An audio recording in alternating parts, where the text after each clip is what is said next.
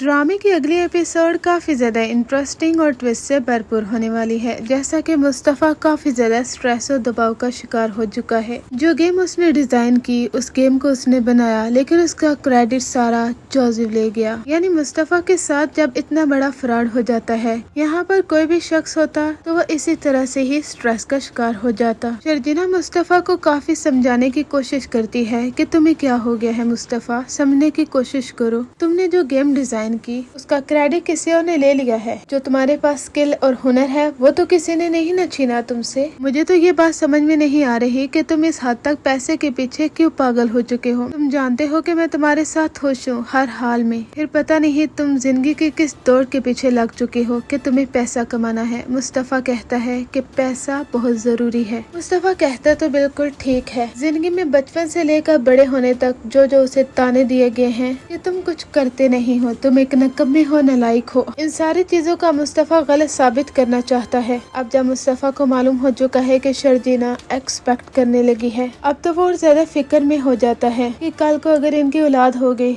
तो फिर ये क्या करेगा। अपनी बीवी के खर्चे तो पूरे नहीं कर पा रहा, औलाद के कैसे पूरे होंगे। यही सारी टेंशन मुस्तफा लेकर बैठ जाता है। वो बहुत ज्यादा स्ट्रेस का शिकार होता है। शर्जीना कहती है कि अम्मी कहती हैं कि हर रूह का रिज्क उसके साथ आता है, इसलिए तुम्हें फिक्र करने की जरूरत नहीं है, तुम्हारा रिज्क भी तुम्हें जरूर मिलेगा मुस्तफा। वो आपको ड्रामे में एक नया मोड़ दिखाया जाता है, जहाँ पर मुस्तफा की मुलाकात दानिश सदीकी जैसे नाम से होती है। वो उससे कहता है मैं एक गेमिंग कंपनी बनाने जा रहा हूँ और मैं चाहता हूँ कि तुम उसके लिए मेरे साथ काम करो, तुम्हें जॉब ऑफर कर रहा हूँ। मुस्तफा काफी ज्यादा खुश होता है और वो उस शख्स के साथ आगे जाकर काम करने वाला है। इधर जब वो घर वापस आता है तो शर्जीना से कहता है कि मुझे जॉब मिल चुकी है, वो भी दानिश सदीकी जैसे आदमी के साथ। वो एक गेमिंग कंपनी बनाने जा रहा है और मुझे वहाँ पर रखना चाहता है। शर्जीना कहती है कि मुस्तफा सोच लेना, कोई भी कदम जल्दबाजी में मत उठाना। तुम जानते हो कि पहले भी तुम्हारे साथ फ्रॉड हो चुका है, यानी तुम्हारी स्किल कोई और ले गया और उसका क्रेडिट किसी और के पास चला गया। ऐसा ना हो कि ये शख्स भी वैसा ही करे जैसा कि पहले ने किया है। मुस्तफा कहता है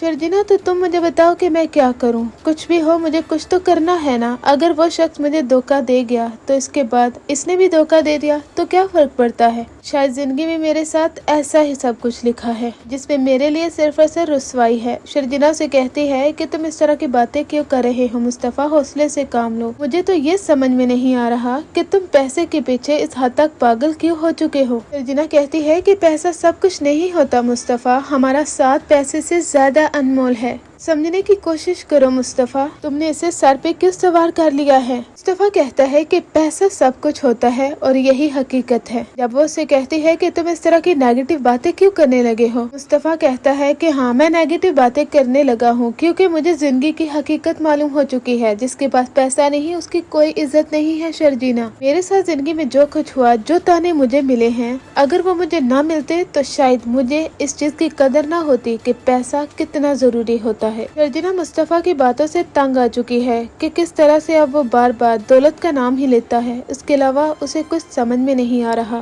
कहती है कि मुस्तफा तुम ऐसे तो नहीं थे, क्या हो गया है तुम्हें। मुस्तफा कहता है कि मैं मर गया हूँ, तुम्हें अब इसी कड़वे करेले के साथ ही जिंदगी गुजारनी होगी। इधर अदील की अम्मी तो ऐसे खुश होती हैं जैसे कि सारा पैसा अदील की मेहनत का कमाया हुआ है और वो कहते हैं कि हमारा बेटा बहुत अच्छा है, दिल खोल कर हम पर पैसा खर्च करता है। लेकिन शायद इसकी अम्मी भूल चुकी हैं कि आपका बेटा किस कदर घटिया, लालची और एक बुरा इंसान है जो अपनी बीवी के पैसे पर नजर रखे हुए है और ऐसा जाहिर करता है जैसे कि सारा पैसा और कंपनी उसकी हो और अब उसी की दौलत को हड़प करने के बारे में सोच रहा है और उसके सारी प्लानिंग फ्लॉप होने वाली है। क्योंकि रुबाब के बाबा को तो मालूम हो चुका है कि अदील कारोबार में कोई न कोई हेरा फेरी तो जरूर कर रहा है। दूसरी जानब रुबाब को मालूम हुआ है कि नताशा वो आहर किसके साथ मिलने के लिए जाती है और उसका अफेयर किसके साथ चल रहा है। अगर उसे मालूम हो गया कि वो जिसके साथ अफेयर चला रही है कोई और नहीं बल्कि उसका अपना शोहर अदील है, उस वक्त तो उसके पांव तले जमीन निकल जाएगी। ऐसा ही अगली एपिसोड में आपको दिखाया जाएगा। जब रुबाब वापस आती है तो उसे मालूम हो जाता है कि नताशा नताशा और अदील का अफेयर चल रहा है। एक तरफ नताशा अपने हमटी नमटी शोहर को धोखा दे रही है तो दूसरी जानब अदील अपनी बीवी को। दोनों ने ये प्लानिंग कर रखी है कि एक दूसरे की जायदाद को हड़प करके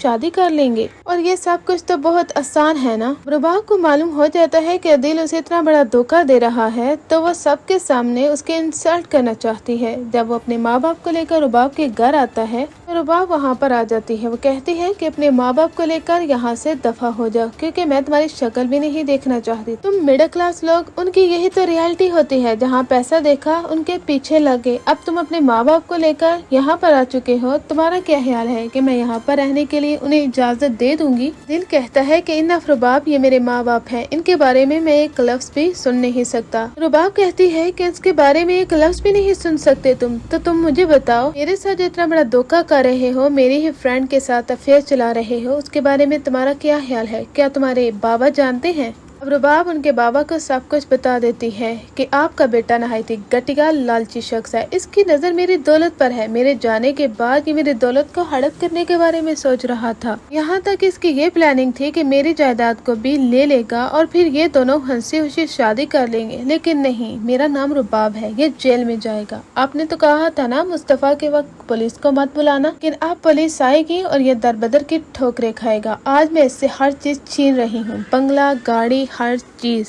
पर इसके बाबा की डेथ भी हो जाएगी।